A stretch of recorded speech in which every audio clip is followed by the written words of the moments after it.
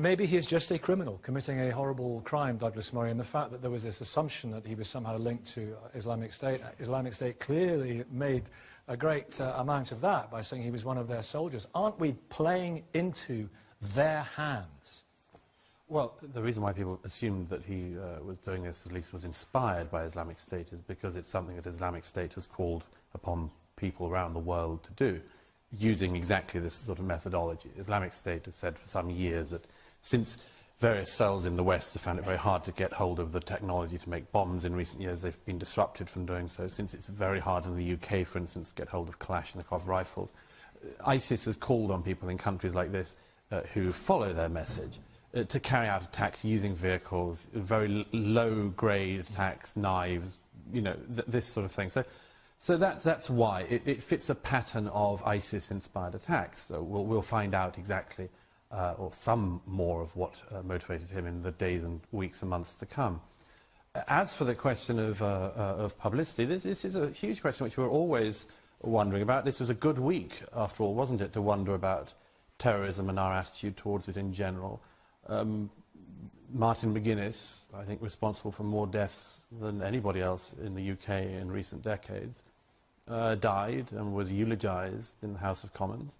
24 hours later, the House of Commons was attacked by another type of terrorism. But I think this is a very bad sign for this country. The way in which we treat terrorists of the past tells us how we will treat terrorists of the future. I'm glad that was such a powerful point in the studio, but... yeah, listen, Douglas, you have your fans.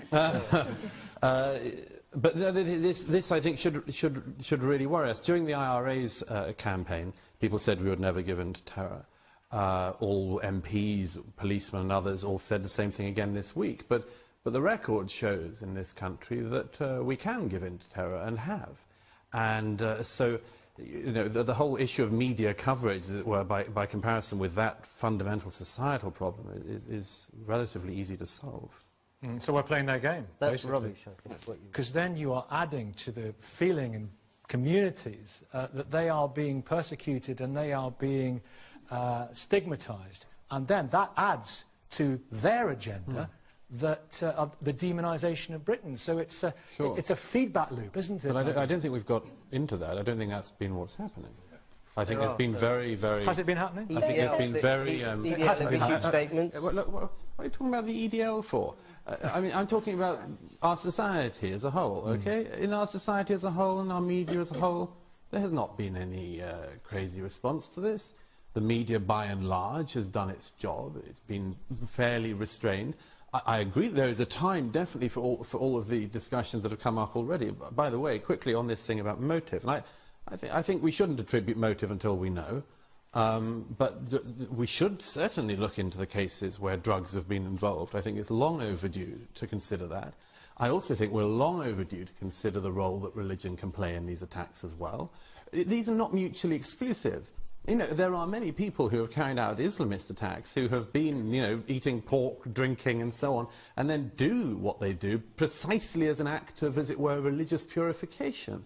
That's very common. So these things are not... I mean, the 9/11 hijackers went to strip bars and all that kind of... You know, I mean, these things are not exclusive. They're a very, very complex picture that leads somebody to carry out this sort of thing.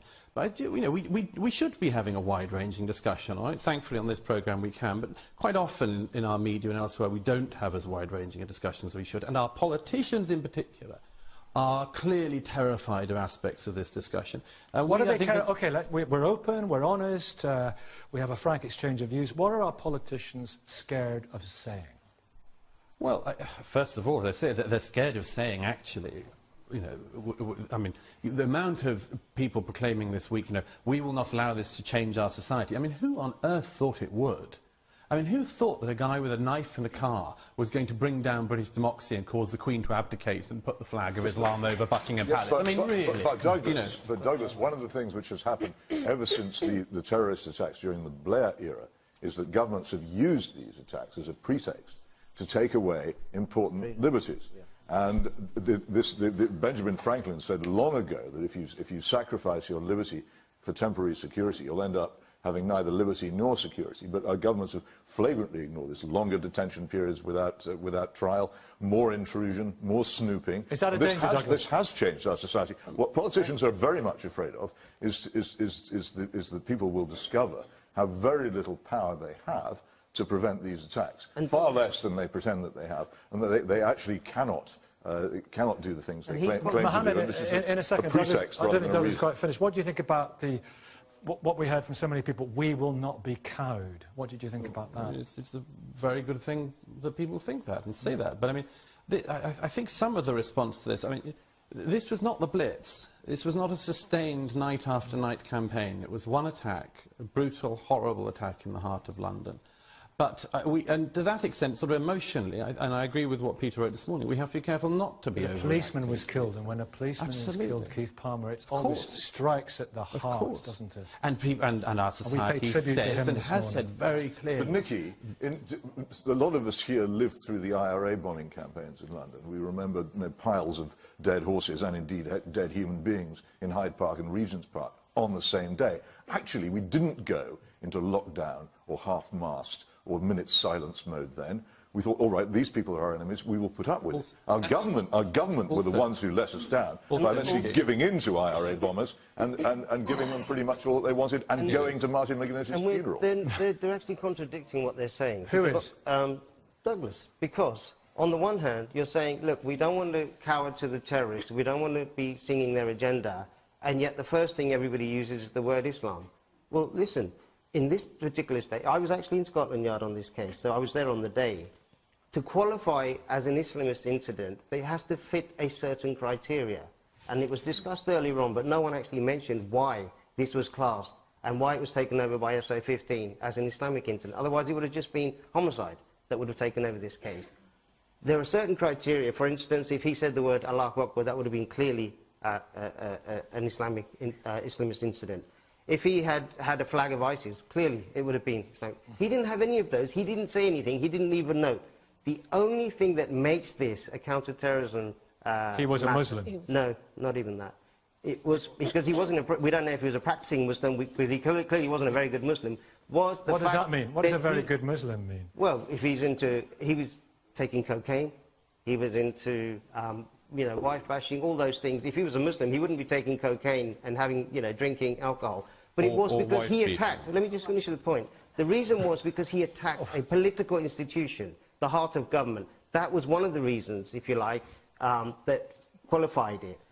He's, in terms of practicing, that's still coming out. We don't know whether... Well, you've just said what you think. You've just given us your view, which is that it's nothing to do with Islam. And other people will have a view that it is. But I'm suggesting that as a society, we actually take the time to work out people's motives. But it's very clear that in your case, for instance, you wouldn't want it to be ascribed to an Islamic motive. Even if it was turned out that he had a copy of the Quran in the car, you would say it had nothing to do with Islam. We would have accepted that. There are people, let me finish the point, and there are people who would say it has something to do with Islam, even if it's very clear that it has nothing to do with Islam. But there are, in this whole thing, my simple point is that we should be looking at the motives, and at the moment there are parts of the anti-terrorism and counter-extremism strategy where the government is, and politicians are very worried about treading on it. And you saw it, as was mentioned earlier, in Theresa May's comments in the House this week, where she immediately ruled one aspect of this whole thing out. Abdullah and kill them. There's a context to that. I debate these Douglas wanted to come in. Douglas. Come on.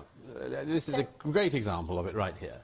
Mr. Al-Andalusi thinks that none of the terrorists ever quote the Quran. Flat out wrong. Flat out wrong. Let me give you one example. You mentioned it earlier, the killers of Lee Rigby. Michael Adelajo, on his body, when the police arrested him, he had a note in his pocket to his young daughter explaining why he did what he did. It's all on the public record. You can see the facsimile on the BBC's website, and he has footnotes throughout it of Quranic verses that he explains justify, in his view, his actions. Now, that's the beginning. Hang on, let me just finish my point before the proselytization begins, okay? Let me just finish my point. That would seem to me to be, therefore, a very clear occasion, never mind the thousands of others we could list worldwide, a very clear occasion on this country when one of our soldiers was murdered on our streets, where clearly Scripture had something to do with it. So the problem that a lot of us have is we are willing to discuss the drugs bit, we're willing to discuss the foreign policy bit, we're willing to discuss all this. Why are you not willing to concede that there is a religious element? Sometimes. No, wait. We are Mohammed first, commercial consideration. It's a commercial consideration. It's also Very quickly, we have to come to the end. Very soon. Obviously, 24-hour news pushes a lot of this. Obviously, there's a lot of speculation because we have the 24-hour news culture. However, there are things about that that are unhealthy. But it's nothing like as unhealthy as the fact that if you look back, as I said at the start, about our attitude to terror of the past and our attitude to terror present, when the IRA killed MPs and many policemen and many soldiers, what did we end up doing? We ended up putting the people who had orchestrated that campaign at the heart of government. And that is far sicker. The idea that 20 years from now, anyone who was associated with Khalid Massoud would be put into power, that's far more of a societal sickness than 24-hour news media. Saba, I'm going to give you the last word, Saba. We've got another debate coming with very interesting people to talk about it, and it's a fascinating topic.